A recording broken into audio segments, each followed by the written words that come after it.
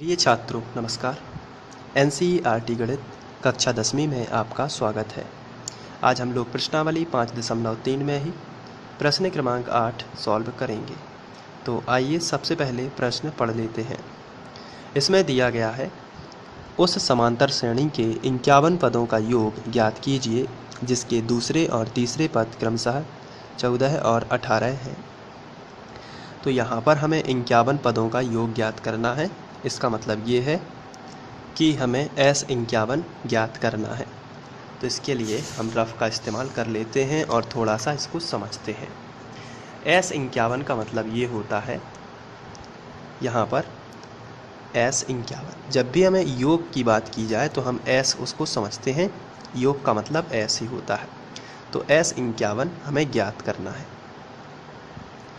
तो इसके पहले हमने फॉर्मूला पढ़ा है Sn बराबर n/2 2a plus n-1 into D, ये फॉर्मूला होता है। तो यहाँ पर हमें चूँकि S51 ज्ञात करना है तो हम n की जगह पर 51 यदि रख दें तो हमें मिलेगा 51/2 2a और 51-1 इंटू डी। तो यदि हमें a और d के मान भी मिल जाएंगे तो हम ये पूरा सॉल्व कर लेंगे। तो a और d के मान के लिए उन्होंने कुछ आगे लिखा है। इन्होंने बताया है कि दूसरे और तीसरे पद क्रमशः 14 और 18 हैं। तो यहाँ से दो समीकरण बनेंगे। यदि दूसरा पद हमें पता है a प्लस डी फॉर्मूला होता है तो ये हमें 14 दिया गया है और तीसरा पद 18 दिया गया है। आप देख सकते हैं दूसरे पद की बात हो रही है इसलिए 14 दिया गया है और तीसरा जो पद है वो हमें 18 दिया गया है। तीसरा पद का फॉर्मूला लगा देंगे a प्लस 2d और ये 18। इन दोनों को सॉल्व करेंगे तो हमें d का मान मिलेगा और d का मान हम समीकरण 1 में रखेंगे तो a का मान मिलेगा। a और d के मान हम फिर इस वाले फॉर्मूले में रख देंगे तो हमें 51 पदों का योग ज्ञात हो जाएगा।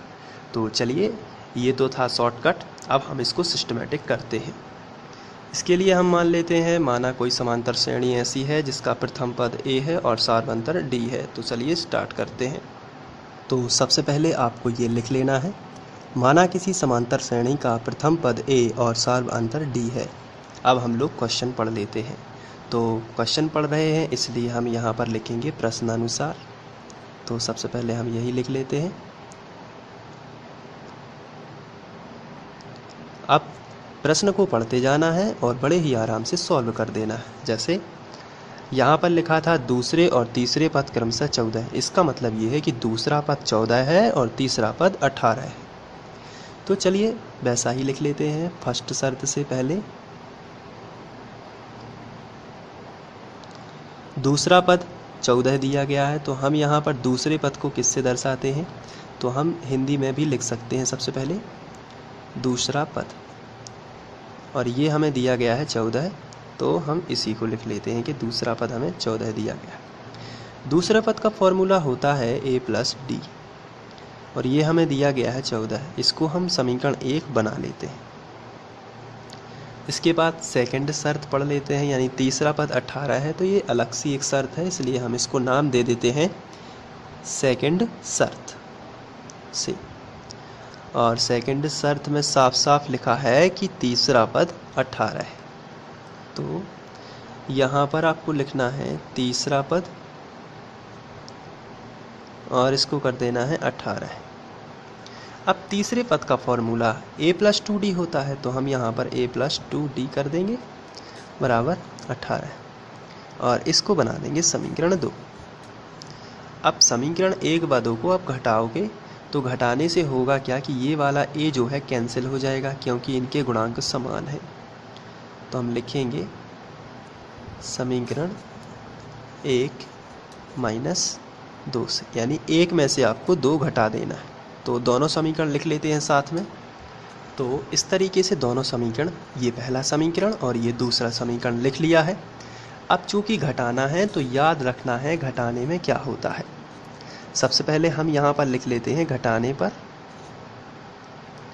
तो यहाँ पर आप माइनस का चिन्ह लगा देंगे और नीचे वाले समीकरण के सभी पदों के चिन्ह बदल देना है। ये आपको खास तौर पर ध्यान रखना है।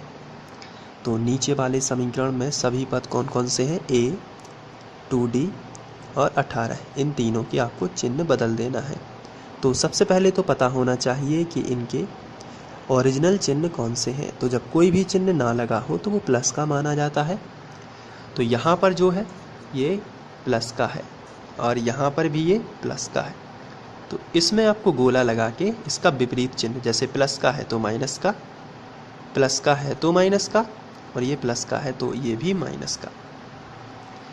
अब हम यहाँ पर एक लाइन खींच देते हैं। यहाँ पर a और a तो कैंसिल हो जाता है। -2d प्लस d है तो माइनस का 1d बच जाएगा, बराबर माइनस का 18 है और प्लस का 14 है तो माइनस का 4 बचेगा।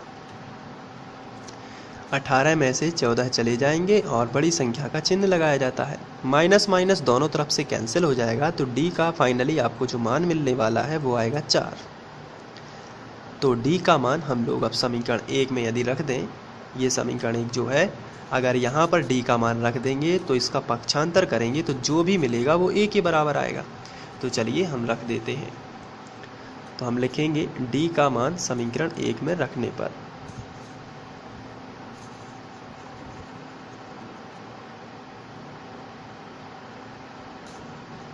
समीकरण 1 हमारा है a प्लस डी बराबर 14। तो d का मान कितना है 4, तो a प्लस 4 बराबर 14 है। तो 4 का पक्षांतर कर देंगे तो a प्लस 14 है माइनस 4, तो कितना आ जाएगा? तो आंसर है ये आएगा 10। तो हम यहाँ पर 10 लिख देते हैं। तो a का मान 10 आ चुका है और d का मान 4 आ चुका है। अब चूंकि यहाँ पर हमें 51 पदों तक का योग ज्ञात करना है, इसलिए हम वही फार्मूला लगाएंगे। तो लिखेंगे 51 पदों तक का योग।